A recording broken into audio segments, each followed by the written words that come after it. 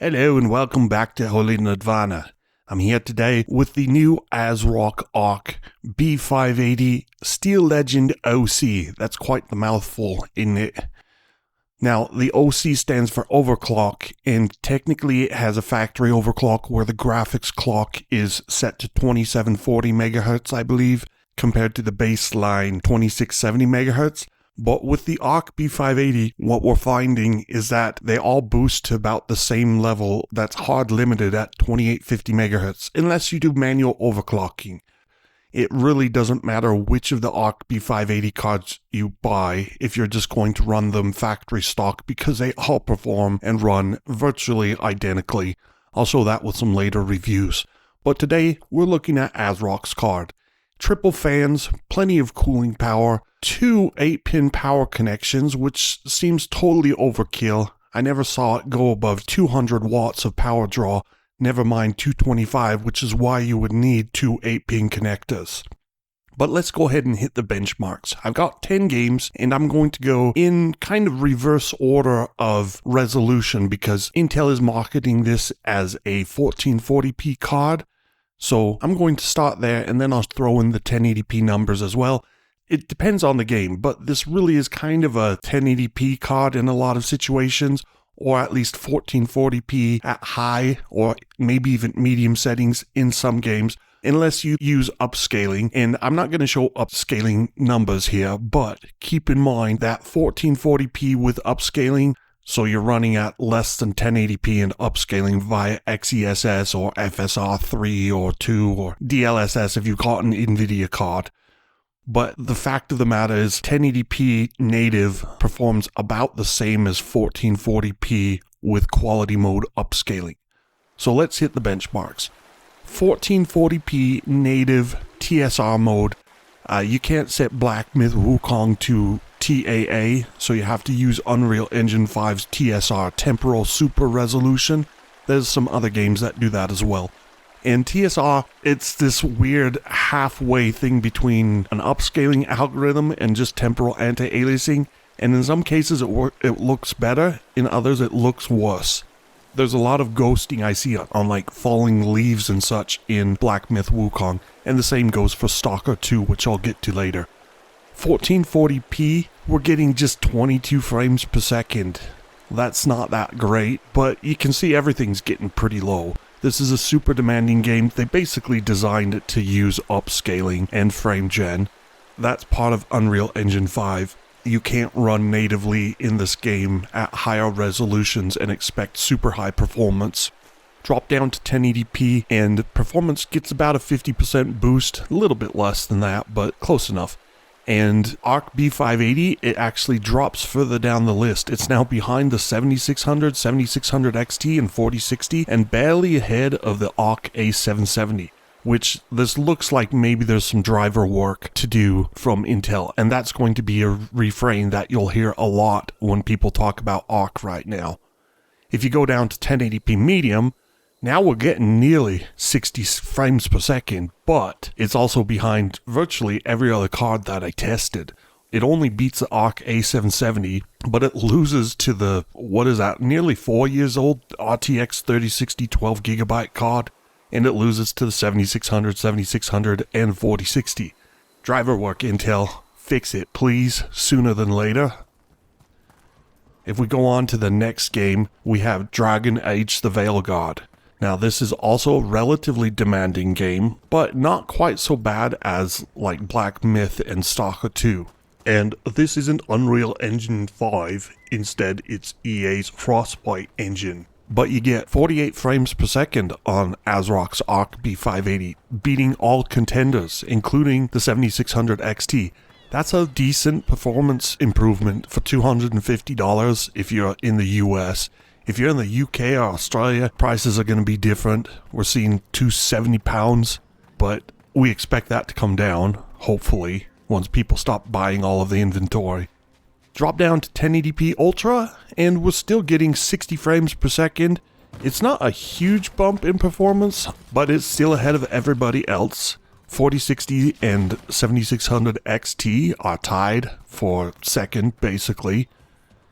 And then at 1080p medium, if you want to drop that far, Arc B580, either its driver limitations or something else, but it now falls a bit behind the contenders. It's not so far behind that you'd really notice though. So overall, a very good showing for Arc B580 running Dragon Age the Veil God. Next up, this is another brutal game for my test suite.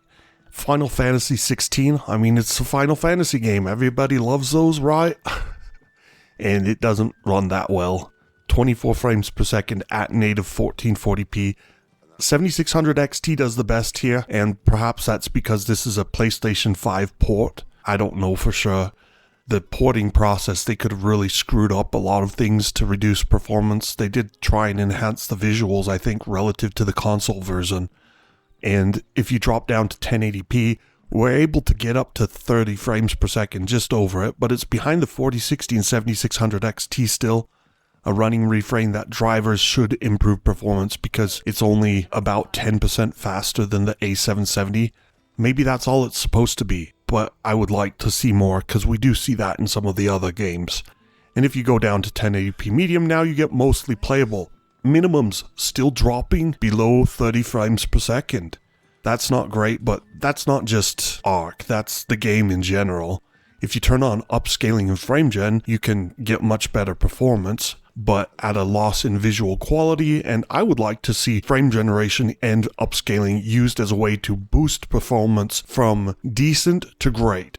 So 1080p medium, we should be seeing like 60 to 80 frames per second on a baseline card like the Arc B580. And then frame generation with upscaling should get you up to like 100, 120 FPS, but we don't get that. Then we have God of War Ragnarok. This was another PlayStation 5 port, but this one did better in terms of performance at least, and it looks quite nice too. Arc B580 doesn't quite catch the 4060. I'm not sure if this one is NVIDIA promoted. It does have DLSS 3, it's got FSR and XeSS as well. I'm not running with any of those enabled, however. Go down to 1080p and we get a modest 20 to 25% boost on Arc. 4060 still stays at the top spot, the pole position as we like to say. And then if you go down to 1080p medium settings, now we're getting 93 frames per second, but look at the minimums there on the Arc. 61 compared to 68 on the 4060, 74 on the RX 7600 XT. Again, there's some clear need for driver work by Intel to improve that micro stutter and other things that are dropping the 1% lows. Flight Simulator 2024, Microsoft Flight Simulator 2024. This is a relatively demanding game, less so than some of the other games I've included, and Arc B580 takes the top spot at 1440p native. Just barely edges out the 7600 XT. The 7600, look at that performance though. That 8GB of memory really didn't do it any favors, and the 4060 has the same 8GB but did better, a lot better. So I don't know if that's just a driver problem or what, but it looks like AMD's 8GB card needs a lot of help and optimization work on certain games at 1440p Ultra. 1080p Ultra, we're getting just about 50 frames per second, right behind the 7600 XT now. Then finally, you can still see that the 7600 is pummeled in performance, getting 22 FPS, less than half the performance of the 16GB 7600 XT. And if we go down to 1080p medium in Flight Simulator 2024, Arc B580 again basically ties the 7600 XT, but here you see the 7600 isn't running out of VRAM, and so it's only 1 or 2% slower than the 7600 XT. So that's how you know if VRAM is a problem, is if the 7600 XT performs much better than the 7600. So VRAM was a problem for the 7600 with 8GB, but it's not a problem, apparently, for this 4060, which also has 8GB of VRAM. Moving on, MechWarrior 5 Clans. This is another game that uses Unreal Engine 5, and those are proving to be extremely demanding. Arc B580 does take the pole position again, 29 FPS compared to 28 on the 7600 XT. This time minimum FPS isn't a limiting factor. And if we go to 1080p medium, it basically ties the 7600 XT. A little bit lower, I don't have the decimal points showing, and so AMD had a slightly higher average FPS, while the B580 had better minimum FPS for a change. And last, we have medium quality in MechWarrior 5 clients. There's no presets in MechWarrior 5, the settings, and so I just set everything to medium, 2x anisotropic filtering, and at maximum settings, I just set them all to maximum. Medium quality, it drops below the 4060 by a little bit, as well as the 7600 XT and the 7600. Star Wars Outlaws. This game, Arc looks pretty good. A770 doesn't crash, but the Arc B580 with the current drivers crashes a lot. Probably because nobody likes this game. I don't know how many people are playing. It's not a Steam game, so you can't get an estimate. But Star Wars Outlaws is another one of those Disney woke failures, if you ask me. And the storyline and it's just the progression. It's all sorts of wrong. Ubisoft has done this so many games like Far Cry and Rainbow Six and all those that it just feels like a chore. And I think people have really gotten away from that. Anyway, 35 frames per second, just about playable. Drop down to 1080p ultra settings, and this is without ray tracing. The game does have a bunch of ray tracing features which would just totally destroy performance, getting down into the single digits probably at 1440p. So 1080p ultra, no ray tracing forced on. I don't know if there's extra ray tracing features that are being used that you can't turn off. It kind of looks that way in the menus, but I don't think that's the case. It's just a confusing graphics setup situation. 54 frames per second, just ahead of the 4060, which is just ahead of the A770 for a change. So A770 beats the 7600 XT. Maybe AMD needs to do some driver work here. Do some driver work for a game that nobody plays.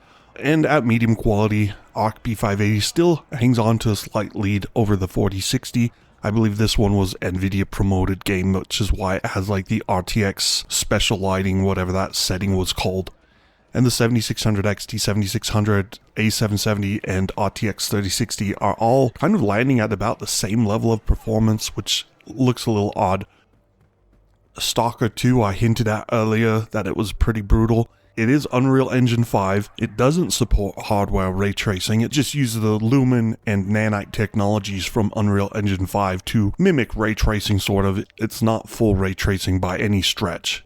It's a software approximation running in shaders, but it does look pretty good. Arc B580 comes out just ahead of the 7600 XT, and then the 3060 is third, A770 fourth, and then the 8GB cards here are falling flat on the faces. This is the one where the epic settings, the maxed out settings, just isn't going to run on an 8GB card at 1440p. Drop down to 1080p, and the 4060 does much better, but this RX 7600 does not do as much. Still very unplayable. Arc lands in the middle just behind the 7600 XT. Now I will say if you play for a longer period of time on the 4060, you may encounter VRAM issues where it feels like it's run out of memory, because it probably has. Those could be fixed with driver updates or game updates. I don't know which might be more beneficial. And then 1080p medium runs quite a bit faster, 50% or so faster, and Arc B580 now falls behind the 7600 and 7600 XT and the RTX 4060. So it's kind of interesting that Intel marketed this as a 1440p card.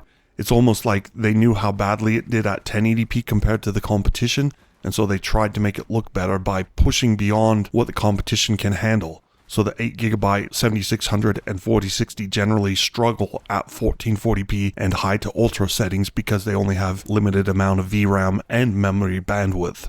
Whereas Arc, with its 192-bit interface and 12GB of VRAM, isn't having those issues. I just can't help but wonder if NVIDIA hadn't been Scrooge McDuck here and equipped the 4060 with 128-bit interface and 8GB of memory. Look at the 3060. Yes, the 4060 is generally faster, but that would be a much larger margin if they hadn't held back the 4060 so badly.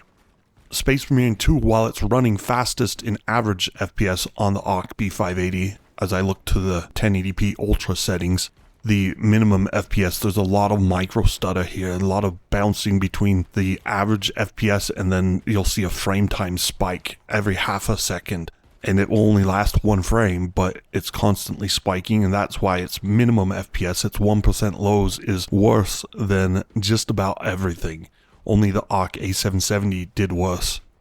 At 1080p medium, it's tied on average performance with the 4060, and this one is an AMD promoted game, if that matters to you. So that you'd think the 7600 XT would do better, but they don't, at least not at all settings. But here, Arc again, low minimum FPS. Could use some more driver TLC, some tender loving care as they like to say. And then last in my list, it's a game that I've looked at before, we have Witchfire. Unreal Engine 5 again. I didn't set out to choose a bunch of Unreal Engine 5 games, but I was trying to find 10 games that were reasonably recent that I've tested and looked at, and then check performance on new releases. And it has serious 1% low issues on all of the cards, but it shows up most on Arc, probably because it's early access. It does have XeSS support, but even that wouldn't really help. There's just some driver and engine optimizations that obviously still need to take place. Dropped to 1080p Ultra, and Arc falls a little bit behind the 4060 but ahead of the 3060. That shows how weird performance is in Witchfire. I don't know, maybe it's Nvidia promoted for early access. Probably the developers just have RTX cards, and so they're optimizing for the hardware that they have, and Nvidia does control the lion's share of the market. And last but not least, we have 1080p medium, where Arc comes in once again just behind the 4060, but with very poor minimum FPS.